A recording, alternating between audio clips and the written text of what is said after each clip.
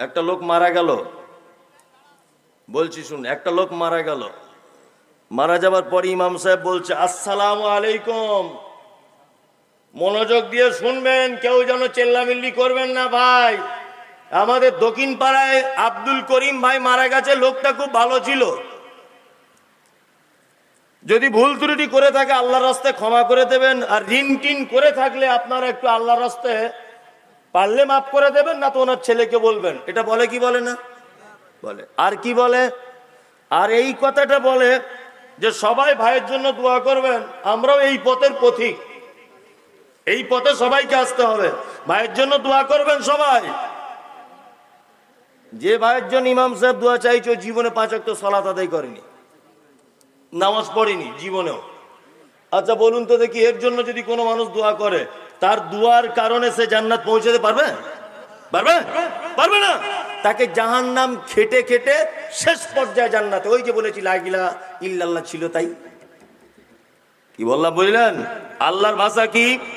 আল্লাহর ভাষা মা সালাকাকুম ফি সাকার ক্বালু লাম নাকু মিনাল মুসাল্লিন।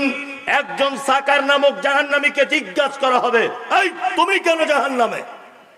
তখন সে বলবে ক্বালু লাম নাকু মিনাল মুসাল্লিন। সব ভালো কাজ ছিল ভাই।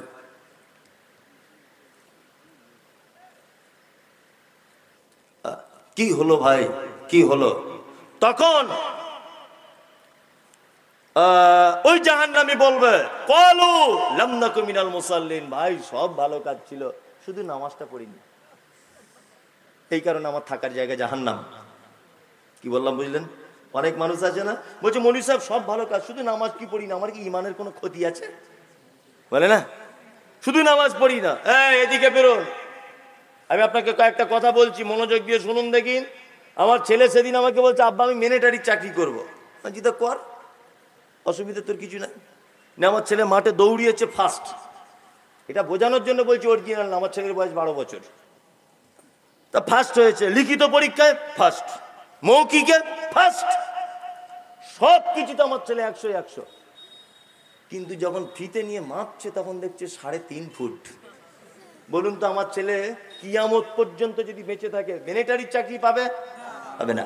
তাহলে এই চাকরির মূল শর্তটা কি? হাইট ভালো হতে হবে, মাধ্যমিক পাস হলেও চলবে, কোনো সমস্যা নেই।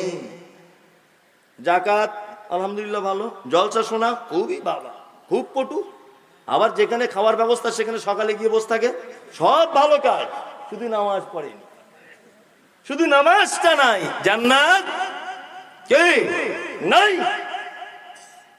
নাম্বার 2, যারা জোহরে পড়েন, আসরে পড়েন, মগরিবে যান না, ফজরে ঘুম ভাঙে না, এরা কেমন?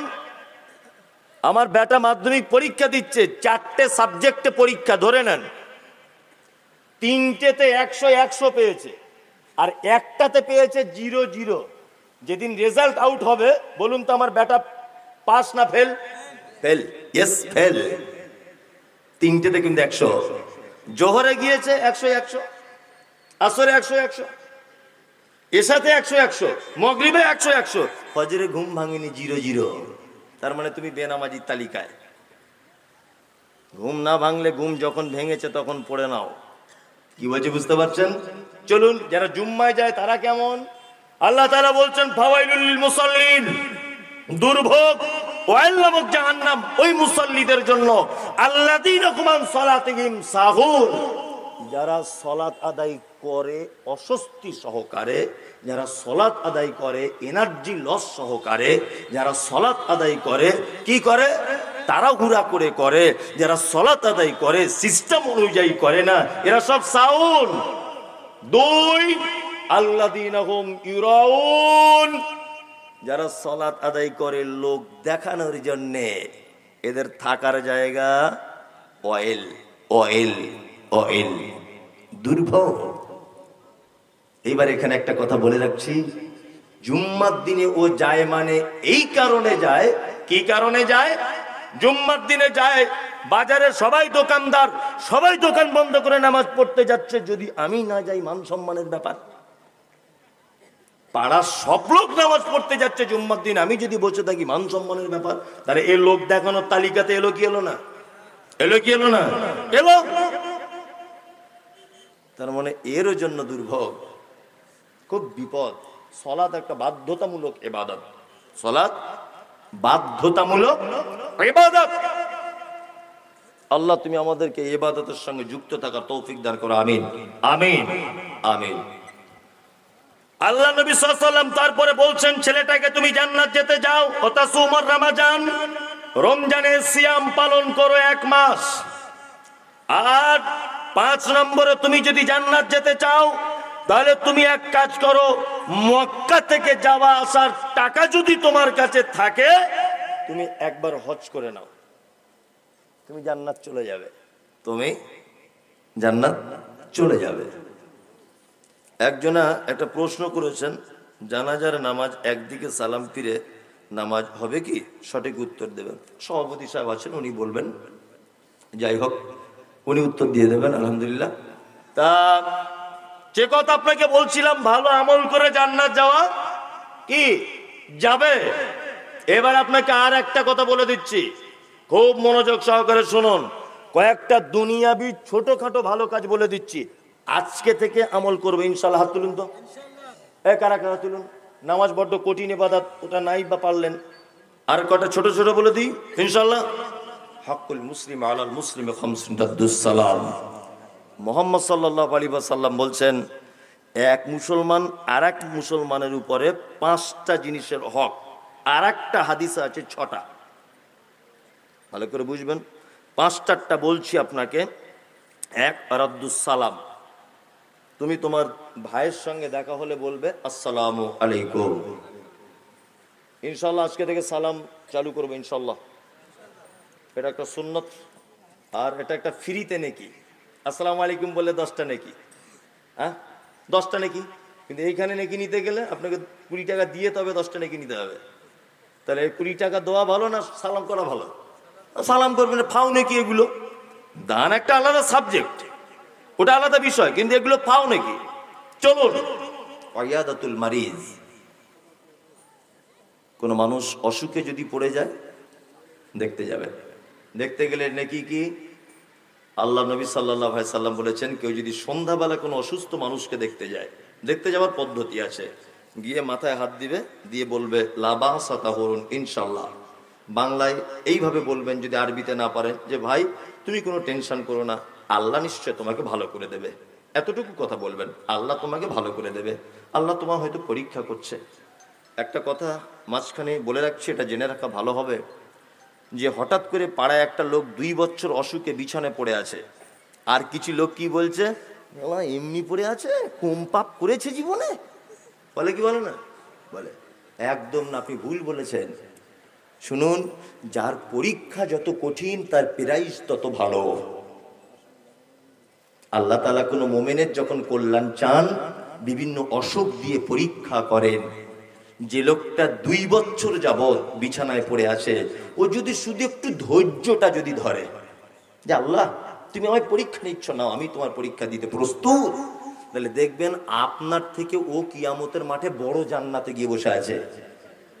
যার যত দাম পরীক্ষা কঠিন, তার ফলাফল তত মিষ্টি, খুব ফলাফল মিষ্টি। হ্যাঁ হ্যাঁ, খবর দেন।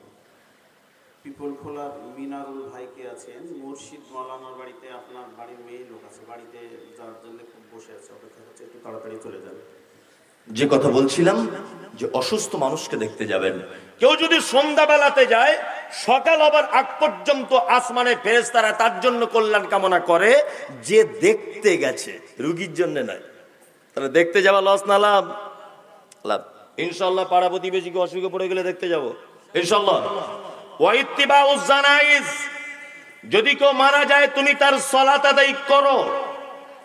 আর একটা কথা মাঝখানে বলে দিচ্ছি, এই কথা কেটে দেওয়ার চেষ্টা করিয়েন না হুঁশ মোটা করে, না পড়ে কোনো কথা কাটবেন না। আমি পড়ে এসে তথ্য নিয়ে প্রমাণ নিয়ে তবে বলছি। পশ্চিম বাংলার বিখ্যাত আলেম 10 জন থাকলে তার ভিতরে একজন আব্দুল হামিদ ফাইজি আল মাদানি, নাম শুনেছেন? শুনেছেন? পশ্চিম বাংলায় বাঙালি লেখকদের ভিতরে 1 নম্বরের লেখক, যিনি 200-র কাছাকাছি ইসলামিক বিভিন্ন বিষয়ে বই লিখেছেন, 200। তার মধ্যে একটা বইয়ের নাম হচ্ছে জানাজা দর্পণ, আমার গাড়িতে আছে, বিক্রির জন্য নয়, পড়ার জন্য রেখেছি। জানাজা দর্পণ নামক বই এখানে কোনো দোকান থেকে কিনে নেবেন। 67 নাম্বার পৃষ্ঠায় উনি উল্লেখ করেছেন এই কথাটা, জানাজা কার পড়া যাবে কার পড়া যাবে না। তিনি বলেছেন একটা মানুষ যদি বেনামাজি অবস্থায় যদি মারা যায়, তাহলে মান সম্মান পাড়া প্রতিবেশীর রক্ষার জন্য জানাজা পড়তে কেউ যেতে পারে, তবে তার জন্য যেন দোয়া না করে। কি বললাম বুঝলেন? বলছে কোনো বেনামাজি জানাজা কেউ পড়লে পড়তে পারে, তবে যেন দোয়া না করে। উনি নিজে লিখেছেন বইটায়। জি, উনি বলছেন যে তার জন্য যেন দোয়া কেউ না করে, মানে উনি নামাজের তাগিদ দিয়েছেন, এতই তাগিদ দিয়েছেন। আল্লাহু আকবার। আমি ফতোয়া দিচ্ছি না, আপনি বুঝেন না, কথা শেষ করেন না, তার আগে কেন কথা বলছেন? আমি বলতে চাইছি যে নামাজের তাগিদ দিচ্ছেন কত, দেখুন। আল্লাহু আকবার। দুই নম্বর হচ্ছে এই ওয়া ইজাবাতুদ দাওয়াতে, কেউ যদি তোমাকে দাওয়াত দেয় তুমি গ্রহণ করো, তবে দাওয়াত বৈধ হতে হবে। কি হতে হবে? বৈধ হতে হবে। অতাশমিতুল আতিশ, হাঁচি হলে কি বলতে হয়? আলহামদুলিল্লাহ। ওটা যে শুনবে, ইয়ারহামুকাল্লাহ, ওটা যে শুনবে, ইয়াহদিকুমুল্লাহ ওয়া আসলিহু বালাকুম, এই 3 পর্যায়ের উত্তর আপনাকে দিতে হবে। তাহলে 5টা কথা আপনাকে বলে দিলাম, আমল করার চেষ্টা করুন। কাউকে দেখা হলে আসসালামু আলাইকুম। 2, অসুস্থ কেউ থাকলে তাকে দেখতে যাবেন। 3, বৈধ দাওয়াত দিলে কবুল করবেন। 4, জানাজার সালাত আদায় করবেন। 5, হাঁচি হলে তার উত্তরটা দেবেন। এগুলো হচ্ছে ভালো আমল, মুহাম্মদ সাল্লাল্লাহু আলাইহি ওয়াসাল্লাম বলেছেন। রাত্রি এখন 12টা বাজে। এটা আপনাদের কোনো একটা পারপাসের কালেকশন, মাদ্রাসার মসজিদের কোনো কালেকশন হচ্ছে। রাত্র অনেক হয়েছে, 12টা বাজে প্রায়। তা আপনাদের কাছেও আমিও শেষ বাক্যে ছোট্ট একটা আবেদন করব। ছোট্ট একটা আবেদন আপনাদের কাছে আমিও রাখছি যে মসজিদ আল্লাহর ঘর। আপনাদের কাছে বিনীত অনুরোধ যে আপনারা মসজিদের জন্য কিছু সহযোগিতা করুন। হ্যাঁ, আমার 3 ঘন্টা অতক্ষণ বলা যাবে না।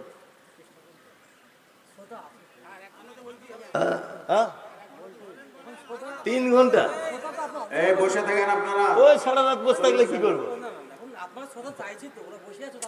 ওটা ঠিক আছে, ওটা ঠিক আছে। শ্রোতা যতক্ষণ থাকবে ততক্ষণ হবে ইনশাআল্লাহ, বসে থাকেন। এটা কি সম্ভব বলুন তো দেখি? 2 ঘন্টা বলা হয়ে গেছে। হ্যাঁ, আসসালামু আলাইকুম।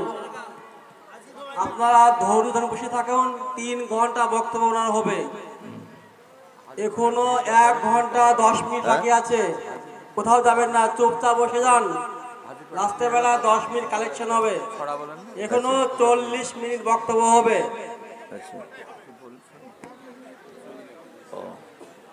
আচ্ছা,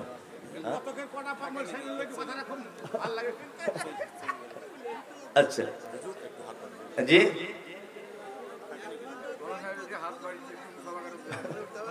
জি, জি, ঠিক আছে, সমস্যা নেই।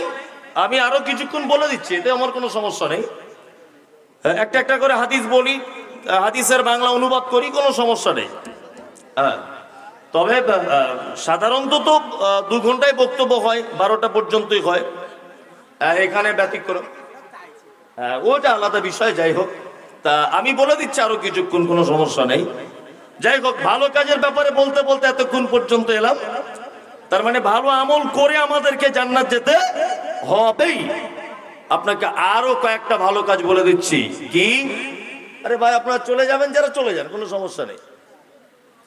চিল্লামিল্লি করিয়েন না, যারা চলে যাবেন চলে যান। হ্যাঁ, যারা চলে যাবেন চলে যান, অসুবিধা নেই। আর যারা বসবেন বসে থাকুন, কোনো সমস্যা নেই। যে কথা বলছিলাম সেটা হচ্ছে এই যে আল্লাহর নবী সাল্লাল্লাহু আলাইহি ওয়াসাল্লাম এবং আল্লাহ সুবহানাহু ওয়া তাআলা একটা মুমিনের ভালো কাজের মাধ্যমে জান্নাত যাওয়ার কথা বলেছেন। এই ব্যাপারে আলোচনা হচ্ছিল। চলুন পবিত্র আল কোরআনের অনুবাদ করা যাক, কারণ আল্লাহ তাআলা বলেছেন নাহানু নাকুসসু আলাইকা হাসানাল কসাস বিমা আওহাইনা ইলাইকা হাযাল কোরআন। পৃথিবীতে কোরআনের থেকে ভালো কোনো কথা আর হতে পারে না, কোনো কথা হতে পারে না। আল্লাহ তাআলা বলছেন আরাআইতাল্লাযী ইউকাযযিবু বিদ্দীন, নবী আপনি কি তাকে দেখেছেন? কারা? যারা কিয়ামতের দিবসকে অস্বীকার করে। কারা তারা? আল্লাহ তাআলা বলছেন ফাযালিকাল্লাযী ইয়াদউল ইয়াতীম, যারা এতিমের সঙ্গে অসৎ ব্যবহার করে। এর বিপরীত ভালো কাজ, আপনি সৎ ব্যবহার করবেন। এতিম কাদেরকে বলে? যার আব্বা নেই, এখনো বালেগা হয়নি ছেলে বা মেয়েটা, যৌবনে পদার্পণ করেনি, এ হচ্ছে এতিম। আল্লাহ তাআলা নবী মুহাম্মদ রাসূলুল্লাহ সাল্লাল্লাহু আলাইহি ওয়াসাল্লামকে পৃথিবীতে এতিম করেছিলেন।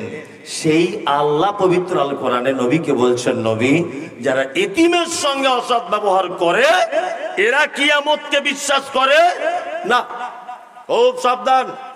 একজন লোক এসে আল্লাহ নবী সাল্লাল্লাহু আলাইহি ওয়াসাল্লামকে বলছেন, আল্লাহ রাসূল আমার অন্তরটা খুব শক্ত, খুব নরম হয় না, খুবই শক্ত অন্তর। বিশ্ব রাসূল তিনি বলছেন বাড়ি চলে যাও, বাড়ি যাও। বাড়িতে যাওয়ার পরে তোমার প্রতিবেশী কোন বাচ্চা ছেলের মাথাতে তুমি হাত বুলিয়ে দাও। এতিম বাচ্চার মাথায় হাত বুলালে আল্লাহ তোমার অন্তরটাকে কি নরম করে দিবে। দুই, আল্লাহ সুবহানাহু ওয়া তাআলা তারপরে আবার বলছেন ওয়ালা ইয়াহুজ্জু আলা তুআমিল মিসকিন, মিসকিনদের খাদ্য দানে উৎসাহিত করো, এইটা থেকে তোমরা বিরত থেকো না। মিসকিন কাদেরকে বলে, ফকির কাদেরকে বলে, ব্যাপারটা জানতে হবে। এক, ফকির হচ্ছে ওই লোকটা, ওই লোক যার কিছু সম্পদ আছে, তারপরেও সে অপরের মুখাপেক্ষী হয়ে পড়ে কোনো একটা টাইম, এ হচ্ছে ফকির। আমি মমতাজুল ইসলাম, আমি একজন রিক্সা চালক। বাৎসরিক আমার ইনকাম 30,000 বা খরচাপাতি বাদ দিয়ে আমার 20,000 টাকা জমে। হঠাৎ করে ডাক্তারবাবু বলছেন আমার ছেলের হার্টের অপারেশন হবে, 2 লাখ টাকা খরচা, আমার জমি জায়গা কিছু নেই। আমি যদি রিক্সা চালক, 20,000 টাকা টোটাল আমার পুঁজি। আচ্ছা বলুন তো দেখি, আমি 3 লাখ টাকা বা 2 লাখ টাকার অপারেশনের টাকা জোগাড় করতে সক্ষম না অক্ষম? অক্ষম। আমি হলাম ফকির। যখনই অক্ষম হব তখন আপনাদের দরজায় এসে হাত পাতবো, মসজিদে এসে হাত পাতবো। আমি হলাম অক্ষম। ফকির সেই যার কিছু আছে তারপরেও তার মন ভরে না, এ হচ্ছে কি ফকির, অপরের কাছে চাইতে হয়। মিসকিন যার কিচ্ছু নেই, মিসকিন।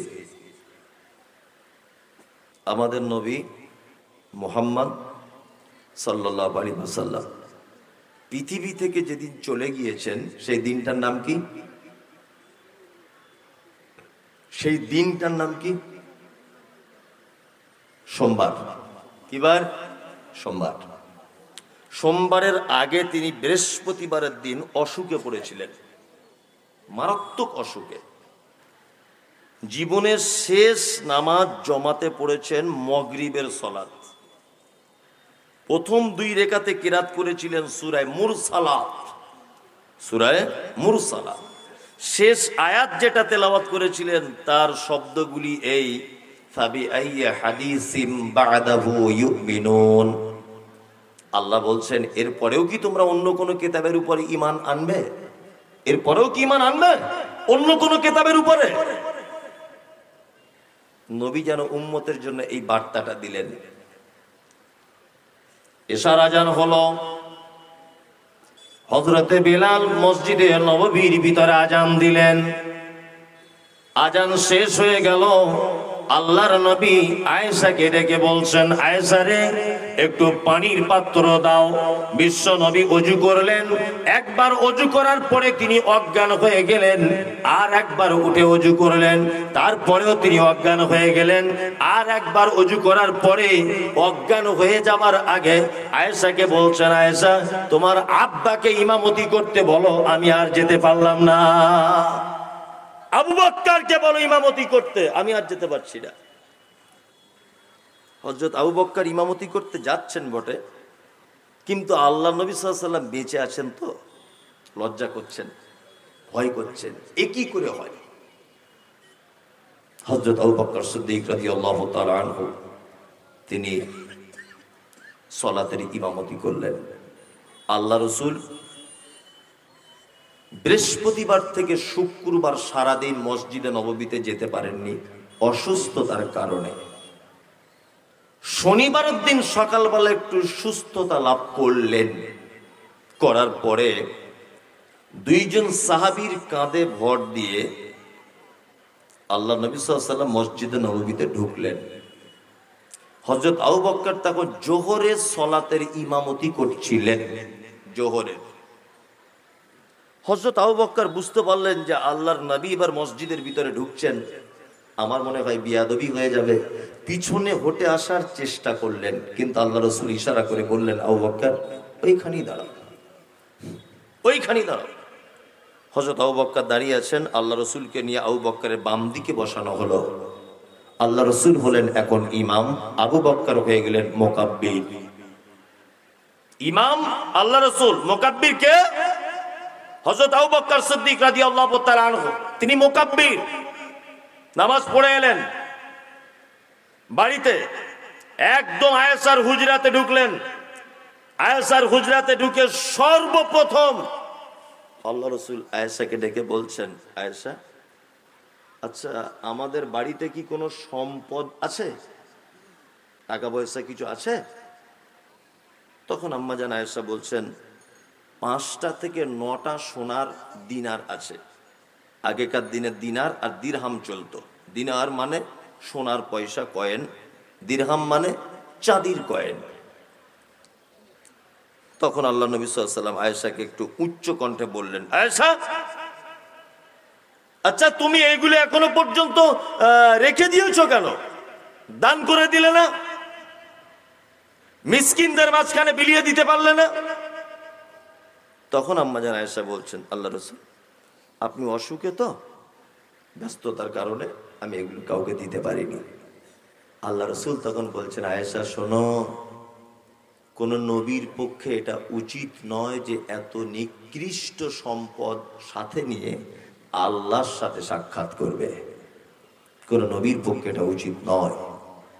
তার মানে মুহাম্মদ সাল্লাল্লাহু আলাইহি ওয়াসাল্লাম আয়েশাকে বলতে চাইছেন, আয়েশা, তুমি যদি এই সম্পদগুলো মিসকিনদের মাঝখানে যদি বিলি বন্টন করে দিতে, তাহলে আখেরাতে অর্থাৎ আমার নিঃশ্বাস চলে যাবার পরে আল্লাহর দরবারে আমি তার বিনিময়ে পেয়ে যেতাম, কিন্তু তুমি আটকে রেখেছো।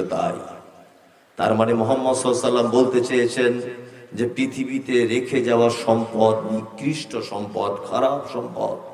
তুমি মিসকিনদের মাঝখানে যদি বিলি বন্টন করে দিতে, তুমি ফকির দুস্থদের মাঝখানে যদি বিলি বন্টন করে দিতে, অবশ্যই তুমি এটা আখিরাতে পেয়ে যেতে। আল্লাহ তাআলা বলছেন, ফাযালিকাল্লাযী ইয়াদউল ইয়াতীম ওয়ালা ইয়াহুজ্জু আলা তুআমিল মিসকিন। মিসকিনদের সঙ্গে সদ্ব্যবহার করুন, বিনিময় জান্নাত। বিনিময় কি? জান্নাত। আল্লাহ সুবহানাহু ওয়া তাআলা তারপরে আবার আয়াত বলছেন, কি আয়াত? ফাওয়াইলুল লিল মুসাল্লিন, দুর্ভোগ সালাত আদায়কারীদের জন্য। আল্লাযীনা হুম আন সালাতিহিম সাহুন, যারা সালাত আদায় করে অস্বস্তি সহ করে। আল্লাযীনা হুম ইউরাউন, যারা সালাত আদায় করে লোক দেখানোর জন্য। ওয়ায়ামনাউন আল মাউন, যারা প্রতিবেশীকে উপকার করা থেকে দূরে থাকে। আল্লাহ তাআলা বলছে এদের জন্য দুর্ভোগ। দুই, আল্লাহ সুবহানাহু ওয়া তাআলা পবিত্র আল কোরআনে কথা বলছেন, ওয়াইলুল লিকুল্লি হুমাযাতিল লুমাযা। পৃথিবীতে ভালো কাজ মন্দ কাজ দুটি কাজ আছে। দুটি কাজ আমাদেরকে দুটো রাস্তা দেখাবে, একটার নাম জান্নাত, একটার নাম জাহান্নাম। আপনাকে ভালো কাজের বিপরীত দিকটা বলছি। আল্লাহ তাআলা বলছেন দুর্ভোগ তাদের জন্য যারা মানুষের সামনে এবং পিছনে বদনাম করে করে বেড়ায়। এই কাজ থেকে দূরে থাকবেন নিজেকে, ইনশাল্লাহ। ইনশাল্লাহ।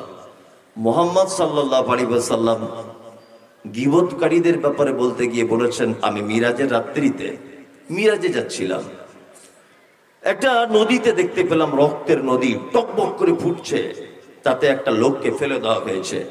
লোকটা নদীর পানিটা থেকে ডাঙার দিকে অর্থাৎ পাড়ের দিকে আসার চেষ্টা করছে, পাড়ের দিকে আসার। তখন আল্লাহ নবী সাল্লাল্লাহু আলাইহি ওয়াসাল্লাম বলছেন, আমি ফেরেশতাদেরকে দেখলাম হাতে আছে তাদের বড় বড় পাথর, এই পাথরগুলো দিয়ে লোকটার মাথাতে মারছে। লোকটার মাথা চৌচির হয়ে যাচ্ছে, আবার সাথে সাথে জয়েন্ট হয়ে যাচ্ছে। আমি জিজ্ঞাসা করলাম লোকটিকে, তখন আল্লাহ রসুলকে বলা হলো, এটা হচ্ছে আপনার উম্মতের ওই লোকটা যে লোকটা সুদের টাকা খেত। সুদ মারাত্মক বড় হারাম, মারাত্মক বড় পাপ, মারাত্মক বড় জুলুম। দুই, আল্লাহ নবী সাল্লাল্লাহু আলাইহি ওয়াসাল্লাম তিনি বলেন যে আমি আরেকটু আগিয়ে দেখলাম একটা দল লোক তাদের হাতের নখগুলো তামা দিয়ে তৈরি করা, তামা দিয়ে তৈরি করা তাদের হাতের নখ। নিজের গোস্ত দেখলাম ছিঁড়ে ছিঁড়ে ছিঁড়ে ছিঁড়ে নষ্ট করছে, নিজের মুখের গোস্ত ছিঁড়ছে। জিবরিলকে বললাম, জিবরিল এরা কারা? বলছে এটা আপনার উম্মতের ওই লোকটা যে লোকটা চগলখড়ি পরনিন্দা গীবত করে করে বেড়াতো, কিয়ামত পর্যন্ত এর এইভাবে সাজা পেতে থাকবে।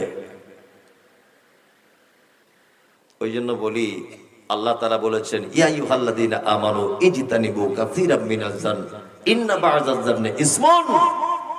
তোমরা যারা ঈমানের স্বীকৃতি দিয়েছো তোমরা শোনো, তোমরা যারা ঈমানের স্বীকৃতি দিয়েছো তোমরা শোনো, ধারণা করে কথা বলিও না, আল্লাহ বলছেন।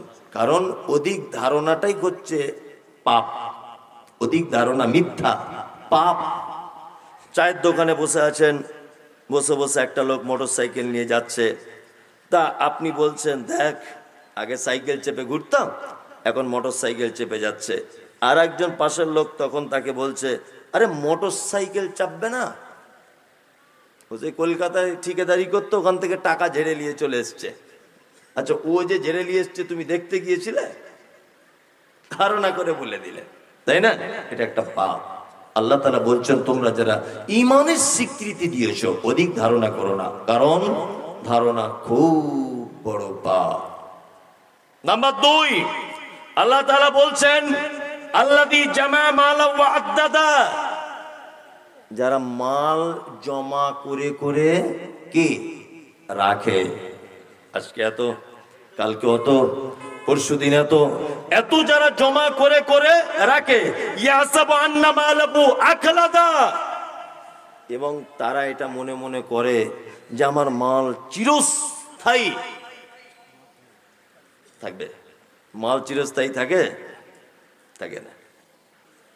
আমাদের দেশের মাটিতে প্রেমের অভাবে যেমন অনেক সংসার নষ্ট হয়েছে, একটা মেয়ে যেমন স্বামীর কাছ থেকে একটু ভালোবাসা না পাওয়ার কারণে যেমন আত্মহত্যা করেছে, সোশ্যাল মিডিয়ার মাধ্যমে দেখা যায়, ঠিক তেমন আমাদের দেশের মাটিতে এরকমও মানুষের জন্ম হয়েছিল যে নিজের স্ত্রীকে ভালোবেসে স্মৃতিসৌধ বানিয়েছিলেন, তাজমহল বানিয়েছিলেন না?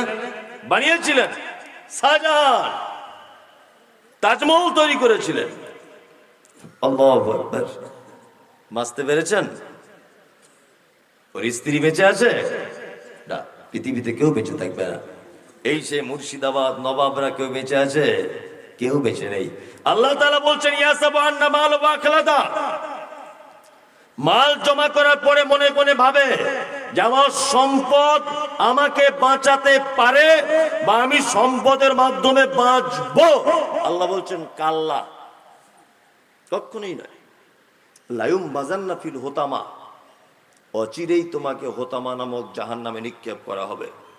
অমাদরা কামাল হোতামা, নবী আপনি জানেন হোতামা কাকে বলে? কি হোতামা? নারুল্লাহিল মুকাদা, আল্লাহ তাআলার প্রজ্বলিত আগুন। আল্লাতি তাত্তালিউ আলাল আফইদা, এই আগুনের তীব্রতা এত বেশি যে মানুষের অন্তঃকরণ পর্যন্ত পুড়িয়ে ছাই করে দেওয়া হবে। ইন্নাকা আলাইহিম মুসাদা, জাহান্নাম এত কঠিন হোতামা যে এর ভিতরে মানুষকে বেঁধে রাখা হবে।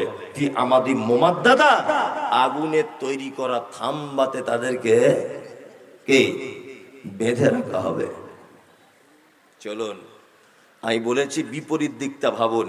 এক, গীবত পরনিন্দা থেকে বাঁচুন, ইনশাল্লাহ বাঁচব। দুই, সম্পদ জমা করুন, সাথে সাথে কর্জ হাসানা, অর্থাৎ উত্তম কিছু সম্পদ আল্লাহকে কর্জ দিন, বিনিময়ে আখিরাতে পেয়ে যাবেন, বেনিফিট আখিরাতে পাবেন। একটা হাদিস আপনাকে একটা চমৎকার বলি, সহিহ বুখারীতে হাদিসটা এসেছে।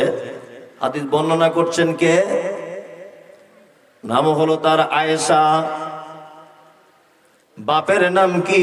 হযরতে আবু বকর, মায়ের নাম হলো উম্মে হানি। হাদিসের পরিভাষাতে আয়েশাকে বলা হয় মুহাদ্দিসা।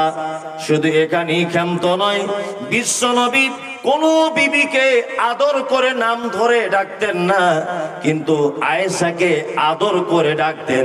তার নাম ছিল হুমাইরা। খাদিজাকেও বলা হয়েছে তাহিরা, কিন্তু তাহিরা উপাধিটা সেই কালের মক্কা মদিনার সমস্ত মানুষেরা দিয়েছে। কিন্তু আল্লাহর নবী একজন বিবিকে মাত্র আদর করে মিষ্টি করে বলে ডাকতেন, তার নাম হুমাইরা। হুমাইরা বলা হতো কেন? আয়েশা ছিল লাল রঙের পরিষ্কার, এই কারণে হুমাইরা বলা হতো। আয়েশা কে? আল্লাহর নবী বলছেন, আমার সঙ্গে আয়েশার বিবাহ হবার আগে দুইবার স্বপ্নের মাধ্যমে আয়েশাকে দেখানো হয়েছে যে এটা হলো আয়েশা। আয়েশা কে? আল্লাহর নবী বলেছেন, আমি যখন অন্যান্য বিবিদের কাছে শুয়ে থাকি আমার কাছে কোরআন অবতীর্ণ হয় না, কিন্তু আবু বকরের বেটি আয়েশা এত ভাগ্যবতী নারী যে ওর বিছানায় থাকলে কোরআন অবতীর্ণ হয়। শুধু এখানেই ক্ষান্ত নয়, হাদিসের পরিভাষাতে আয়েশাকে বলা হয় মুহাদ্দিসা। যত মহিলা সাহাবিয়াতগণ হাদিস বর্ণনা করেছেন, আয়েশার থেকে হাদিস কেউ বেশি বর্ণনা করতে পারেনি। শুধু এখানেই ক্ষান্ত নয়, আয়েশা জীবনে 11,000 মেয়েকে কোরআনের শিক্ষা দিয়েছেন। এত অবদান ইসলামে তার। এই আয়েশা হাদিস বর্ণনা করছেন, সহিহ বুখারীতে একটা হাদিস আছে। এই হাদিস বর্ণনাকারিনী আয়েশা। কোন বিবি নবীজিকে করিলেন জিজ্ঞাসা, ওগো নবী তব সাথে দেখা হবে কার? নবী বলে দুনিয়াতে হাত লম্বা যার। মা আয়েশা বলে এ কথা যখন শুনিলাম কানেতে, কাঠখণ্ড লয়ে হাতে লাগিলাম মাপিতে। দেখিলাম বিবি সাউদার হাত লম্বা বলি, আমার মুখেতে ওগো পড়ে গেল কালি। হাত লম্বার অর্থ পরে পারিলাম বুঝিতে, দান ধন যারা করে এই দুনিয়াতে। তারপরে জয়নাব এসে নবীজিকে কয়, কেন জয়নাব আল্লাহ রাস্তায় বেশি করে ক্ষয়? এ গ্রামের মানুষ শুনুন, হাদিসটি বুখারীর। জয়নাবে আনন্দ আর আয়েশার মুখ ভারী। আল্লাহর নবীর বিবি আম্মা জান আয়েশা বলছেন, ইয়া রাসূলুল্লাহ, আপনার সঙ্গে কিয়ামতের দিনে সর্বপ্রথম কার দেখা হবে?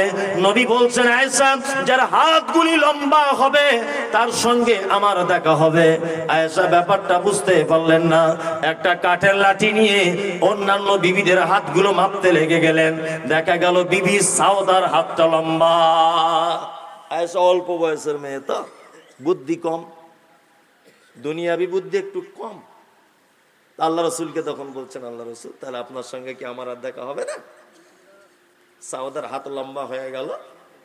তখন আল্লাহ রসুল সাল্লাল্লাহু আলাইহি ওয়াসাল্লাম বলছেন, আয়েশা, এই আরে ওই রকম হাত লম্বা নয়, যারা দানের ব্যাপারে প্রতিযোগিতা করে, যারা সদকার ব্যাপারে প্রতিযোগিতা করে, আয়েশা শোনো, তার সঙ্গে কিয়ামতের দিনে আমার প্রথম দেখা হবে। ভাবতে পারা যায়? ভাবতে পারা যায়? ভাবতে পারা যায় না। অবাক করা ব্যাপার। আল্লাহ তাআলা বলছেন আল্লাযী জামআ মালান ওয়া আদ্দাদা, যারা মাল আটকে রেখেছে, মাল জমা করে করে রেখে দিয়েছে, এই জমাকারীরা একদিন এটা বলবে ফায়াকুলা লাউলা খারতানি ইলা আযালিন করিব, আল্লাহ তুমি আমাদেরকে একবার ছুটি দাও, নিকট আত্মীয় পাড়া প্রতিবেশীদের কাছ থেকে ঘুরে আসি, যদি প্রয়োজন হয় কিছু নেকি তাদের কাছে গিয়ে ধার করি, বা কিছু ভালো কাজ করার কারণে পৃথিবীতে আবার গিয়ে নেকি অর্জন করে আসি। কোশ্চিন কালেও এটা সম্ভব হবে না। ইসলামে মাল জমা করার পদ্ধতি বলা আছে, তাছাড়া জাকাতের পদ্ধতি এলো কেন? মাল জমা গচ্ছিত করার হুকুম আছে, তবে জাকাত দেওয়ার পরে আপনি আপনার সম্পদ জমান, তাতে কোনো রকমের কোনো জায়গাতে বাধা কিছু নাই। ভালো কাজ আপনাকে বলে দিলাম কয়েকটি, আরো যদি ভালো কাজ বলি, মেয়েরা সব মনে হয় চলে গেছে, আছে তাহলে ওদের ব্যাপারে দুই চারটে ভালো কাজ বলে দিই। হ্যাঁ, মায়েরা যারা বসে আছেন আপনাদের উদ্দেশ্য বলছি, মা, আল্লাহ নবী সাল্লাল্লাহু আলাইহি ওয়াসাল্লাম বলেছেন একজন নারী যদি চারটে কাজ যদি করে জান্নাত চলে যাবে। মাত্র চারটে। কটা? চারটা। এক, আল মারাতু ইজা সাল্লাত খামসাহা, একজন মানুষ, একজন মহিলা 5 ওয়াক্তের সালাত আদায় করবে। এক মাসে কতদিন করবে? কেউ 23 দিন করবে, কেউ 25 দিন করবে, কেউ 27 দিন করবে, বাকি দিন ছুটি। ওর কাজা টাজা কিছু করা লাগবে না। তবে সিয়াম, রমজানের রোজা হলে কাজা করা লাগবে। নাম্বার 2, অসামাত শাহরাকা, 1 মাস সিয়াম পালন করবে। ও আতাত বালাহা, স্বামীর সেবা করবে। স্বামী স্ত্রীর সম্পর্ক যাদের আছে তারাই জানেন আপনাদের মুর্শিদাবাদের মেয়েরা কেমন সেবা করছে। জি, আল্লাহ নবী আয়েশা সিদ্দিকা রাদিয়াল্লাহু তাআলা আনহা, কি প্রেম, কি অভিনব ভালোবাসা। আম্মা জান আয়েশা বলছেন, যে গেলাসে আমি পানি পান ও করিতাম, পান করা হয়ে গেলে নবীকে দিতাম। দেখিতামে আমি ওগো নিজ নয়নেতে, ওখানে মুখ লাগায়া নবী পান করিতেন। গোস্ত খেয়ে হাড্ডি গুলো ফেলিয়া দিতাম, চুষে চুষে খেত নবী চোখেতে দেখিতাম। এত প্রেম ছিল। আল্লাহু আকবার। আল্লাহ রাসূল বলছেন আয়েশা আমাকে এত ভালোবাসতো। আম্মা জান আয়েশা বলছেন, আমি গেলাসে পানি পান করে গ্লাসটা রেখে দিয়েছি, আড়াআড়ি করে দেখছি এভাবে আল্লাহ রাসূল কি করে। আল্লাহ রসুলকে দেখেছি যে আমি যে জায়গাটায় মুখ লাগিয়েছে আল্লাহ রসুল ওই জায়গাটাতেই মুখ লাগিয়ে পানি পান করছেন। এত প্রেম। আম্মা জান আয়েশা বলছেন, আমাদের বাড়িতে কখনো গোস্ত রান্না হলে হাড্ডিটা দস্তরখানে ফেলে দিতাম, আল্লাহর নবীকে দেখেছি আমি যে হাড্ডিটা চুষে ফেলে দিতাম, ওইটা আবার আল্লাহর নবী চুষে রস বার করে করে খেতে। আল্লাহু আকবার। এত প্রেম, এত ভালোবাসা, এত মহব্বত।